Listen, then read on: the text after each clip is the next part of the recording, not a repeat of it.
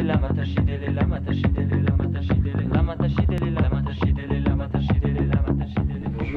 je suis Monsieur Sicard Eric, le directeur de la restauration de l'INA depuis février 2006.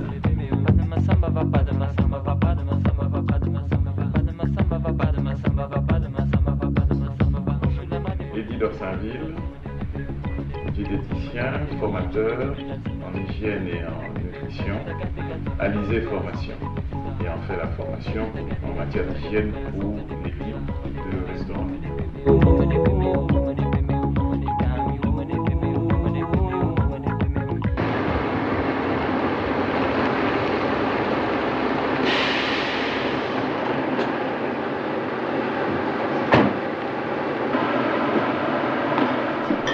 Ça commence par mois à la base pour les commandes. Donc les commandes, je me les dispatche avec ma directrice adjointe, d'accord. Donc on passe les commandes et ensuite forcément les fournisseurs arrivent et vont décharger sur la plateforme qui est en bas. Et là j'ai deux économes qui prennent les marchandises, d'accord. Donc ces marchandises sont contrôlées, donc tout ce qui est DLC, tout ce qui est température, voir s'il n'y a pas des produits d'abîmés, voir s'il y a le bon poids.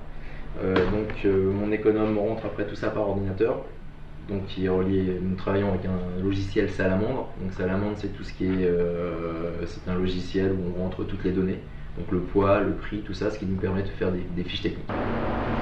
Tu arrives en bas, rentrer en bas, dispatcher dans les frigos. Donc forcément, tout ce qui est congé, mon chambre froide négative, tout ce qui est viande, un frigo viande spéciale, un frigo laitage spécial et un frigo légumes spécial. Disons que les aliments arrivent, donc ils sont, on va dire, dans notre jargon hygiène, on va dire ils sont sales.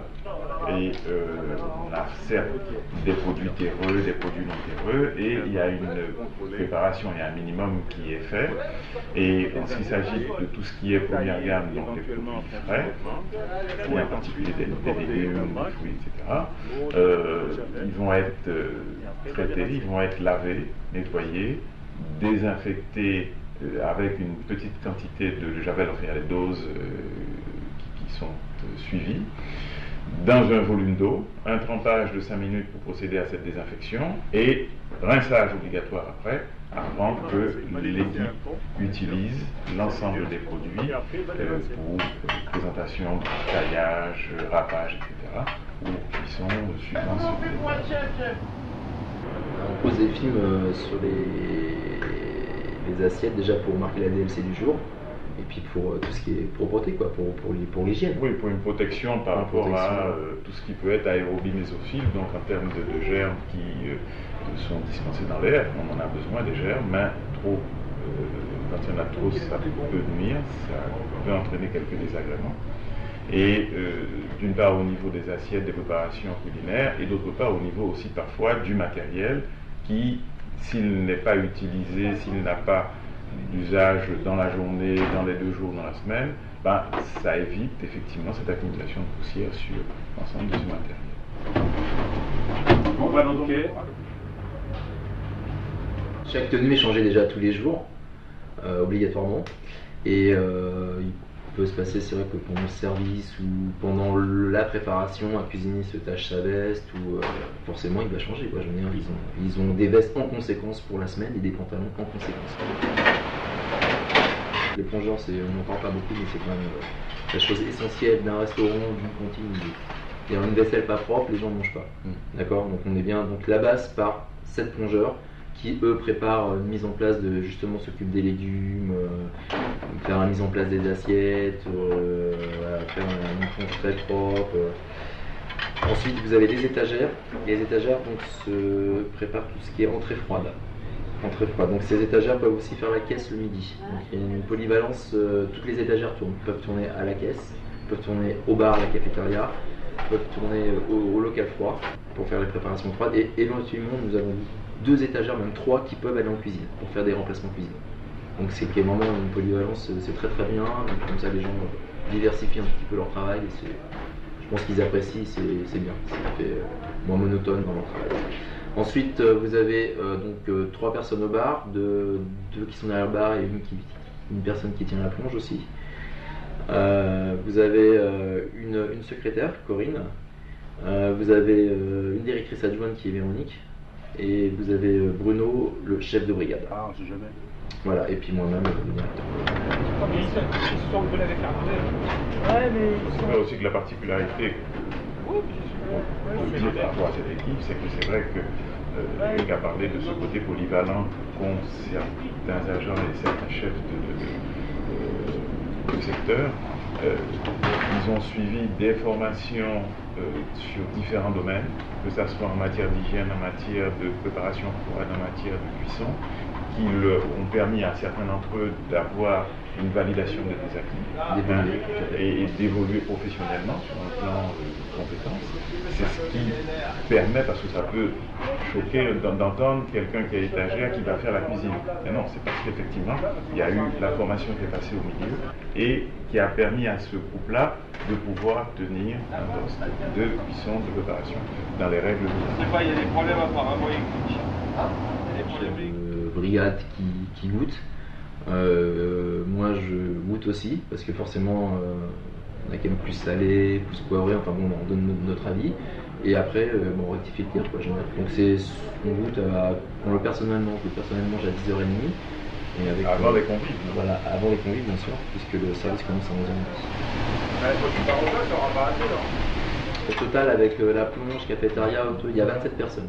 Il y a les caissières qui sont compris dans les 27 personnes. Alors, soit entre 750 et 900 couverts, sachant qu'on a le lundi, mardi, jeudi, ce sont des journées à forte affluence. Le mercredi un peu moins parce que bon, il y a beaucoup de personnes qui sont à 80%, beaucoup de dames aussi qui gardent leurs enfants. Et le vendredi aussi beaucoup de gens qui partent, qui prennent un RTT.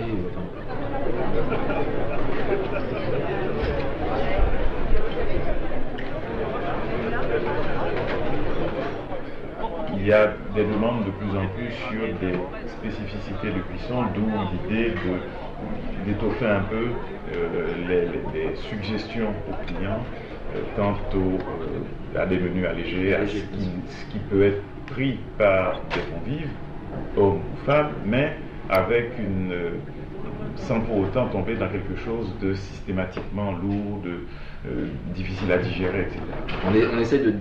On essaie de diversifier au maximum. Mais bon, c'est pas évident. L'inflation, c'est très cher. Je veux dire, il y a des produits qui sont très très chers. Des fois, c'est pas évident.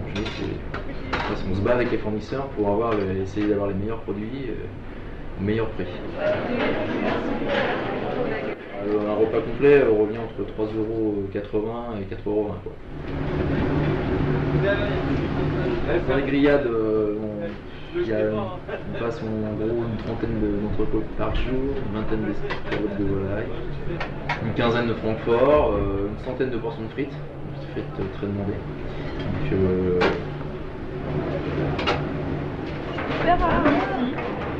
Je sors d'accord.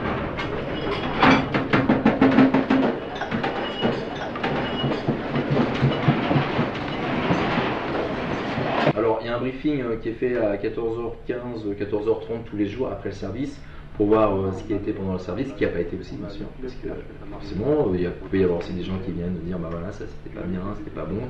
Tant mieux d'ailleurs, parce que la critique est bonne, il faut le dire.